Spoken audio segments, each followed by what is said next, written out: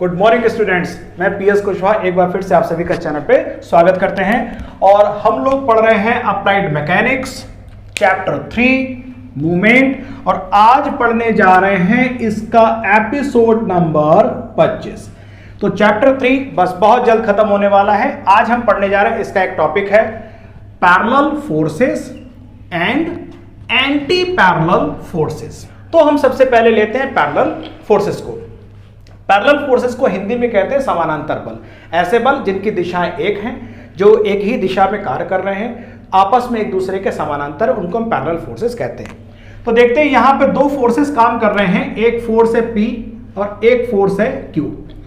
P force point A पर काम कर रहा है किसी बॉडी पर, Q फोर्स पॉइंट Q पर काम कर रहा है किसी बॉडी पर, एंड P फोर्स और Q फोर्स आपस में एक दूसरे के समानांतर हैं, पैरेलल हैं। ये रहा इनका रिजल्टेंट R। ये रिजल्टेंट R इस पॉइंट C से होके गुजर रहा है। हम जानते हैं, लॉ ऑफ पैरेललोग्राम से आप पढ़ चुके हैं कि अगर P और Q एक दूसरे के पैरेलल हैं और थीटा की वैल्यू 0 है, पैरेलल के केस में थीटा की वैल्यू 0 होती है, R is equal to under root P square plus Q square plus 2PQ cos theta. In case of parallel forces theta is equal to 0 degree. अगर आपने cos 0 कर दिया तो हो गया +1, ये बनेगा R square plus Q square plus 2PQ, ये बनेगा P plus Q whole square, under root लगा है तो बचेगा केवल P प्लस Q।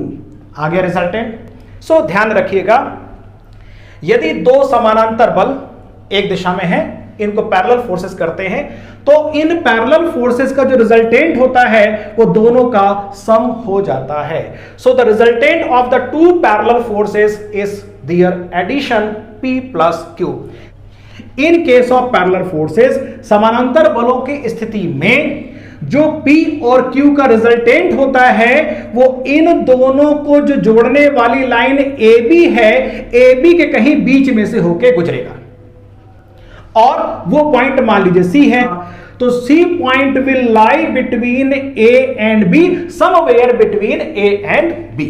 तो ये नोट करने वाली बात है, the force P and its distance from the resultant AC multiplied is equal to force Q multiplied by its distance from the resultant acting at point C BC के बराबर होगा।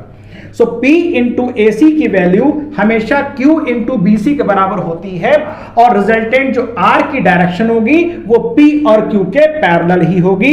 सो direction is parallel to the P and Q both. कि जो R होगा वो इन P और Q में से जो बड़ा फोर्स है उसके नजदीक होगा, उसके क्लोजर होगा। दैट मींस इस केस को देखते हुए AC की वैल्यू कम होगी BC से, this will be a greater value and this value is will be a smaller value. तो जो रिजल्टेंट होता है वो बड़े फोर्स के पास होता है। तो पैरेलल फोर्सेस में आप समझ लीजिए कि resultant is equal to their सम।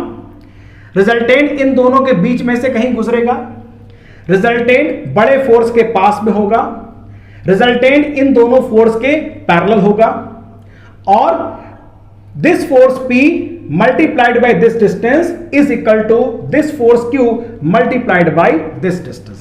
तो इन दोनों बातों को, इन दोनों फार्मूले का आप इस्तेमाल करेंगे और इतना जान लेंगे कि ये जो स्थिति होती इन दोनों के कहीं बीच में होती है, तो जो सवाल मिलेंगे उसे P दिया जाएगा, Q दिया जाएगा। मान लीजिए पूरी डिस्टेंस दे दी गई, तो ये आपको निकालने से कहा जाएगा, तो एक को x मान लेंगे, एक distance total distance minus x हो जाएगी, तो आपको R की पोजीशन निकालने में कोई दिक्कत नहीं आएगी।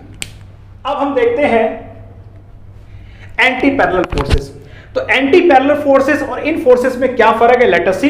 एंटी पैरेलल फोर्सेस में P की डायरेक्शन और Q की डायरेक्शन एक दूसरे के अपोजिट होती है, 180 डिग्री पर होती है। सो P इधर काम कर रहा है, Q इसके 180 डिग्री इधर काम कर रहा है। इसमें भी हमने मान लिया है कि P is greater than Q। तो होगा क्या, इन दोनों का जो रिजल्टेंट होगा इस थीटा में, अगर हम यहां पे थीटा की वैल्यू रख दें, this is 180 degree. So if theta is 180 degree, तो ये हो जाएगा P माइनस Q का होल स्क्वायर, क्योंकि P square plus Q square minus 2PQ, P minus Q whole square या P minus Q। So in case of the anti parallel opposite के case में their resultant is P minus Q। एक खास बात note करने वाली है, parallel के केस में रिजल्टेंट इन दोनों के बीच में होता है, एंटी पैरेलल के केस में रिजल्टेंट बड़े फोर्स के पास में होता है, परंतु ए बी के बीच में यह सी पॉइंट नहीं होता, ए बी से बाहर होता है और बड़े फोर्स के पास में होता है। इतनी बात आप नोट करिए। इसमें जो सी पॉइंट की पोजीशन है ए और बी के बीच में है, यहां पे जो सी और पॉइंट की पोजीशन है वो ए और बी के बियॉन्ड है, इसके बाहर है, और वो उस फोर्स के पास में होता है जो बड़ा फोर्स होता है, और उसकी डायरेक्शन वही होती है जो बड़े फोर्स की डायरेक्शन होती है। इसका मतलब क्या हुआ कि अगर P ऐसे काम कर रहा होता और Q ऐसे काम कर रहा होता और Q की वैल्यू बड़ी होती तो ये रिजल्टेंट महाशय यहां काम कर रहे होते और तब इनको हम Q माइनस P कहते। ये पॉइंट हो जाता A, ये पॉइंट हो जाता B और ये पॉइंट हो जाता C। तो C resultant acts beyond AB closer to the greater force in the direction of the greater force. तो उस फोर्स के पास में होगा जो बड़ा है, नंबर 1, और उस फोर्स की डायरेक्शन में होगा जो बड़ा है, यानी P के पास में और P के पैरेलल में होगा, क्योंकि हमने ये मान के चले हैं इस सवाल में कि P is greater than Q। यहां पर Q is greater than P, तो रिजल्टेंट हो जाएगा Q माइनस P और डायरेक्शन हो जाएगी A B के बाहर, लेकिन B की तरफ होगी और Q के पैरेलल हो जाएगी। ये फार्मूला यहां से बदल गया। ये फार्मूला वही है, P फोर्स इनटू रिजल्टेंट से डिस्टेंस का product equal to Q force resultant से डिस्टेंस का प्रोडक्ट BC के बराबर होगा। तो ये फार्मूला और ये फार्मूला दोनों आइडेंटिकल आ गए। Direction parallel to both forces, तो डायरेक्शन इन दोनों के पैरेलल होगी, लेकिन किसके डायरेक्शन में किस तरफ होगी, जो बड़ा फोर्स है उसकी दिशा में होगी। R जो होता है वो AB के आउटसाइड होता है and R closer to the greater force. तो R की जो पोजीशन होती है इन दोनों में से बड़े फोर्स के तरफ होती है, उसके पास में होती है। सो आई थिंक एपिसोड नंबर 25 में इतनी सी बात हो गई। एपिसोड नंबर 26 में हम इन दोनों पर न्यूमेरिकल लेने वाले हैं, तो उस न्यूमेरिकल को आप देख लेंगे तो ये टॉपिक आपका क्लियर हो जाएगा, और पेपर में इस पर बेस्ड अगर 1 नंबर 2 नंबर का ऑब्जेक्टिव सवाल आता है आप आसानी से इसको कर ले जाएंगे। Till then thank you very much.